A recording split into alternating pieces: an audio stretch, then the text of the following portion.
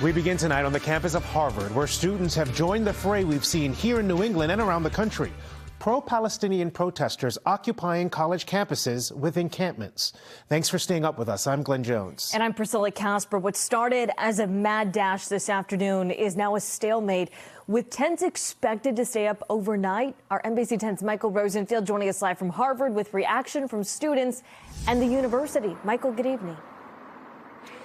Well, Priscilla, tents are not allowed inside Harvard Yard, but that did not stop a large group of students today from sprinting onto Harvard Yard in the middle of the afternoon and setting up this tent encampment. And tonight you might be able to see some of these tents right here behind me, behind this gate here in the middle of campus.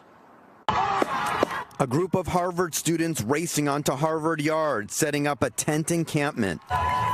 It's the latest college campus where pro-Palestinian groups have gathered. Critics have called the camps anti-Semitic. Students are not for anti-Semitism whatsoever. I think they truly are just for human peace. Harvard student Keisha Harrington supports the protesters. I don't think that calling for ceasefire is anti-Semitic whatsoever. I think that, again, more of the very, very radical chants are very concerning, and I don't think those are appropriate or have room for the movement here. Protesters are demanding Harvard cut financial support of Israel, and they're calling on a ceasefire in Gaza.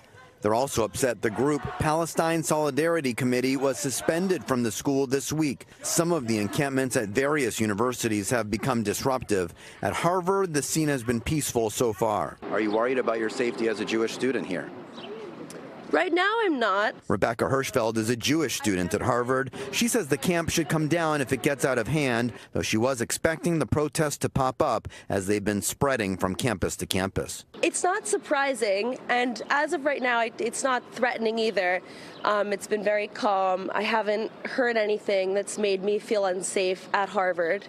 We'll have to see what comes. The Harvard encampment coming just as finals are about to get underway. Finals are right around the corner. Officially, they start next Thursday. It's already kind of a time where tensions are really high, and sort of this stuff is happening. It's a little uncomfortable right now on campus. Tensions are going really high.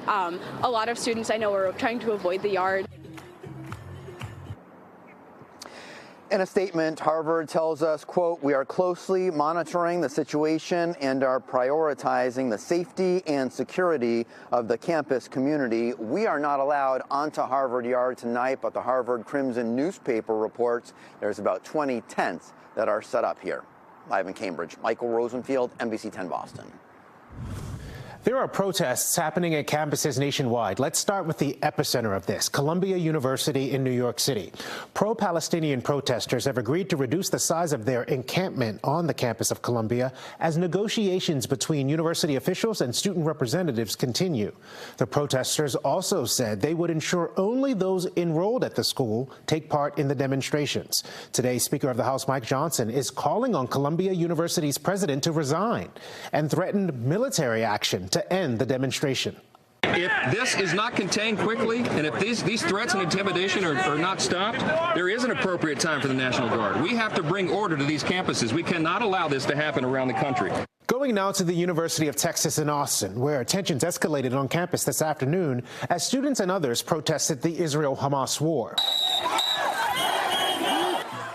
Hundreds of pro-Palestinian protesters gathered on the south lawn of the UT campus. Uniformed troopers, some on horseback, were seen marching through the area in an attempt to block protesters from moving north through the campus. The group was eventually told they had 2 minutes to disperse or face criminal charges. More than 20 were arrested. And more protests on the West Coast. USC had to close off their campus to the public as hundreds of people began to occupy Alumni Park. Officers from LAPD assisted campus police after the university put out a call for help. Police officers also clashed with protesters who set up encampments.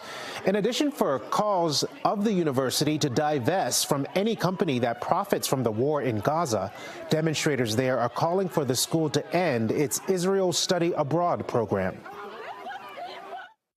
Developing tonight, Emerson leaders warning Boston police may break up the protest by their students because it's happening at an alley where Boston gives first responders the right of way. Now, college officials say they have been warned by Boston police and fire commissioners that the demonstration violates city ordinances and some students could be arrested. The school statement says in part, quote, "Our utmost priority is the safety and welfare of our community, and we are deeply concerned that the protesters are risking legal consequences beyond Emerson's control when they do not abide by city and state laws."